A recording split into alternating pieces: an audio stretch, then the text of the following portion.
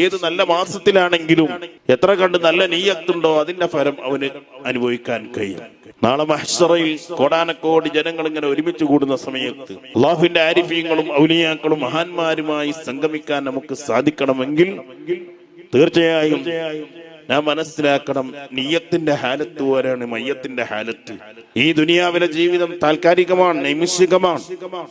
ഇമാമുൻ നവവി റളിയല്ലാഹു അൻഹു പറഞ്ഞു, അദ്ദുനിയ സഅ ഫജ്അൽഹാ ത്വാഅ.